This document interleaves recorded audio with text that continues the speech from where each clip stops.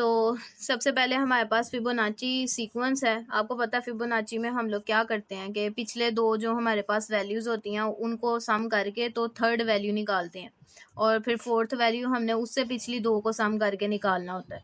तो अगर तो हमें उन्होंने सिर्फ एक वैल्यू फाइंड, थर्ड वाली वैल्यू फाइंड करने का कहा है, फिबोनाची सीरीज में थर्ड वैल्यू फाइंड करने का कहा है, तो हमें पता है कि हम फर्स्ट टू को ही सम करेंगे तो थर्ड मिल जाएगी, तो एक ही दफ़ा में हमारा काम हो जाएगा, तो वो बेस्ट केस होगा।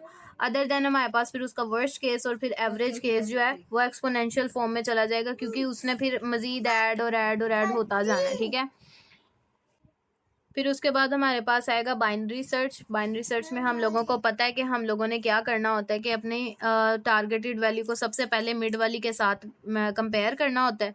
अगर तो वो मैच हो जाती है ठीक, अदरवाइज या तो हम उसके लेफ्ट साइड पर या फिर राइट साइड पर सर्च करते हैं। तो अगर तो मिड में मिल जाती है, फर्स्ट कंपैरिजन में ही मिड में मिल जाए तो वो हमारा बेस्ट केस है। अदर देन हमारे पास वर्स्ट और एवरेज केस होगा, क्योंकि फिर हम सब रेस में चले जाएंगे, हमने वहां पर मूव कर जाना है। अब उसके बाद हमारे पास आएगा फैक्टोरियल वाला पार्ट, और फैक्टोरियल के अंदर हमें पता है कि हम लोगों ने किस तरह से फाइंड करना होता है 1 × 2 × 3 × 4 × 5, यानी कि हर दफ़ा हम अपने पिछले सारे एलिमेंट्स को लेकर तो फिर फाइंड करते हैं, जिसका मतलब ये है कि अगर तो मुझे उन्होंने कहा है कि 1 का फैक्टोरियल फाइंड करो, तो मीन्स कि मुझे 1 × 1 ही करना है और मुझे मेरा आंसर मिल जाएगा, it is the best case. Other than मुझे n नंबर ऑफ टाइम, जितने मुझे कंपैरिजन करने पड़े, सॉरी जितनी दफ़ा उसको कॉल करना पड़ेगा पिछले फंक्शंस को, तो वो बढ़ता चला जाएगा। इस वजह से ये हमारे पास उसका वर्स्ट केस होगा और वही उसका एवरेज केस होगा। और फिर आती है हमारे पास टावर ऑफ हैनोई की बात। तो टावर ऑफ हैनोई में क्या मैंने आपको बताया था कि 3 हमारे पास डिस्क होंगी, ठीक है, और 3 ही हमारे पास स्पेसीज होंगी। 3 डिस्क में हम लोगों ने सबसे छोटी, सबसे ऊपर, फिर उससे छोटी, फिर उससे छोटी फर्स्ट प्लेस में होती है, जिसे हमने लास्ट प्लेस में शिफ्ट इस तरह से करना होता है कि हमारे पास सबसे बड़ी सबसे नीचे, उससे ऊपर उससे छोटी, और फिर उससे ऊपर उससे छोटी, जिस तरह से इस जगह पर थी उसी तरह से यहाँ पर होनी चाहिए, सीक्वेंस चेंज नहीं होना चाहिए। और उसके लिए हम यूज़ क्या करते हैं, ये दरमियान वाला जो एम्प्टी स्पेस है, ये बिल्कुल ऐसे ही जैसे आप लोग कलर अरेंजर या कलर को ऑर्डर देने के लिए कोई गेम्स वगैरह खेलते हैं। तो अगर तो मेरा एक ही दफ़ा में सही, फर्स्ट अटैम्प्ट में ही सही हो जाता तो मेरा बेस्ट केस होगा, अदरवाइज मेरा फिर वर्स्ट केस में इसकी एक्सपोनेंशियल फॉर्म आती है, क्योंकि हमारे पास 3 × 3 ये पावर में चले जाती है बात। और फिर मर्ज सॉर्ट आ जाती है। मर्ज सॉर्ट का मैंने आपको बताया, मर्ज सॉर्ट हमारे पास सबसे एफिशिएंट सॉर्टिंग मेथड समझा जाता है, क्योंकि इसका बेस्ट, वर्स्ट और एवरेज केस तीनों के तीनों सेम होते हैं। ये चीज़ आपने याद रखनी है कि इसे एफिशिएंट क्यों समझा जाता है। क्विक सॉर्ट का best case n log n होता है, जो कि मर्ज सॉर्ट के ही बराबर होता है, और इसका वर्स्ट केस जो है वो ऑर्डर ऑफ n स्क्वायर में चला जाता है, क्योंकि हमारे पास जितनी भी सब अरेज होती हैं उनको फर्दर 2 हिस्सों में डिवाइड मस्ट किया हुआ है, इसका ये मतलब आ जाता है। और उसके बाद डेप्थ फर्स्ट सर्च है। डेप्थ फर्स्ट सर्च में बेस्ट केसेस का ये है कि आपके पास जितने भी उसके एजेस हैं और जितने भी हमारे पास वर्टिसेस हैं वो सारे के सारे विजिटेड भी हैं, और आप लोगों ने उनको अच्छे तरीके से वो भी कर लिया है, विजिट भी किया है, यानी कि हर पार्ट को आप विजिट करते हुए गए हो, ठीक है, और आपने हर एलिमेंट को, हर एज को भी पास कर लिया। एज और वर्टिसेस ये हैं, ठीक है। इसी तरह यही इसका वर्स्ट केस और यही इसका एवरेज केस होगा, क्योंकि हम लोग इसकी जो सी कंडीशंस हैं उसके बगैर इनको सॉल्व नहीं कर सकते। इसकी कंडीशंस होती ही इस तरह से हैं कि आपका हर एज भी क्या कहते हैं विजिट किया हो, आपका हर वर्टिस भी विजिट किया हो, और उसका कोई या तो बाजुकात वो कंडीशन दे देते हैं कि साइकिल ना बनाओ, या फिर बाजुकात कंडीशन कुछ और होती है, ठीक है। तो डेप्थ फर्स्ट सर्च हो जाए या ब्रेथ फर्स्ट सर्च हो जाए, जो भी आपकी कंडीशन है उसके अकॉर्डिंग आपके सारे एजेस और आपके सारे वर्टिसेस जो हैं वो विजिटेड होने चाहिए। यही उसके बेस्ट, वर्स्ट और एवरेज केस में भी होगा। और रिकर्सिव बैक ट्रैक, जो बैक ट्रैकिंग है यह लोग ये अभी हम पढ़ेंगे, ये फैक्टोरियल फॉर्म में होगी, किस तरह से करेंगे ये भी देखेंगे। इसकी मैंने आपको कम्प्लेक्सिटी दिखा दी है, अगर आपसे पूछी जाए तो आप लिख सकें। ट्री ट्रैवर्सल में सिर्फ हम लोग वर्टिसेस को देखते हैं, क्योंकि हम लोग एजेस की बात नहीं करते, वो हाइट में चला जाता है, तो सिर्फ इसके जो नोड्स होते हैं या वर्टिसेस जो होते हैं उनको हम लोग देखते हैं, वो चाहे फिर प्री ऑर्डर में हो चाहे पोस्ट ऑर्डर में हो। प्री ऑर्डर, पोस्ट ऑर्डर या इन ऑर्डर जो हम लोग बात करते हैं, करना तो हमने सारी नोड को ही विजिट है, ये तो पता है ना। ट्रैवर्स करने के लिए हमने ट्री को, सारी ही नोड्स को देखना होता है। मैं एक एग्जांपल दे देती हूँ यहाँ पर। ये हमारे पास एक ट्री बना हुआ है ना, तो लेट्स से कि आपने इसको ट्रैवर्स करना है तो आपने यहाँ से यहाँ, यहाँ से यहाँ, यहाँ से यहाँ पर तो नहीं जा सकता, वो यहाँ पर आ गया, यहाँ से यहाँ पर नहीं जा सकता क्योंकि विजिटेड है, यहाँ पर आ गया, फिर यहाँ पर आया, और फिर ये विजिट नहीं कर सकता, यहाँ पर आ गया। तो नोड्स सबको विजिट करना, चाहे जिस तरह मर्जी करे, चाहे इन ऑर्डर से, चाहे पोस्ट से या प्री ऑर्डर से करे। उसके बाद ग्रेटेस्ट कॉमन डिवीज़र आता है। ग्रेटेस्ट कॉमन डिवीज़र में 2 नंबर्स होते हैं ए और बी, जिनमें से मिनिमम लेकर तो फिर उन्हें सॉल्व करना होता है, ठीक है। तो ये लोगार्थमिक पार्ट में होता है। और अगर वर्स्ट केस में चला जाए तो हमारा मैक्सिमम पार्ट आ जाएगा, अगर एवरेज या बेस्ट केस हो तो उसमें मिनिमम पार्ट आ जाएगा। इनके रीजंस भी मैंने नीचे लिख दी हैं।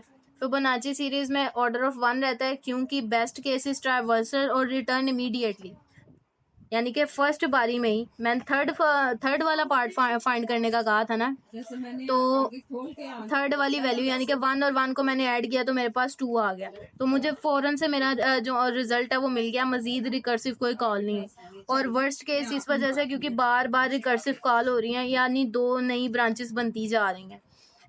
बाइनरी सर्च में भी अगर टारगेटेड एलिमेंट फर्स्ट में ही, मिड में ही, पहले ही कंपैरिजन में ही मिल जाता है तो बेस्ट केस है, अदर देन वो हमारे पास वर्स्ट या एवरेज केस में चला जाएगा। फैक्टोरियल के अंदर भी अगर तो हमारे पास फ़ौरन से रिटर्न होता है, यानी कि मैंने फैक्टोरियल के फंक्शन को कॉल किया, उसने देखा कि 1 का फैक्टोरियल फाइंड किया, ये तो 1 ही है, उसने फ़ौरन से वापस भेज दिया कि 1 ही है, तो इसका मतलब है कि ये इसका बेस्ट केस है। अदरवाइज़ ये फिर क्या हो जाएगा, हमारे पास वर्स्ट या एवरेज केस में चला जाएगा अगर साइज़ हमारा जो है वो 1 से बड़ा होगा। फिर टावर ऑफ हनोई, अगर तो हमारे पास जिस तरह अभी मैंने ऊपर बात किया, अगर तो एक ही एलिमेंट है, ठीक है, अगर एक ही डिस्क को वो सेट करने का कहते हैं तो वो तो है ही एक ही डिस्क है, उसको मैंने क्या सेट करना, तो मैंने उसको रिटर्न कर देना मैसेज के इट इज़ ऑलरेडी सेटेड, तो फिर ये मेरा बेस्ट केस है, अदरवाइज वो बेस्ट केस नहीं रहेगा। मर्ज सॉर्ट है, तो मर्ज सॉर्ट में भी मैंने वही बात आ जानी है बार बार कि रिकर्सिव कॉल जो है वो डिवाइड करेंगी, हाफ करेंगी, मर्ज करेंगी, देन इसी तरह वर्स्ट केस में भी हाफ करेंगी, मर्ज करेंगी, और इसी तरह हमारे पास एवरेज केस में भी।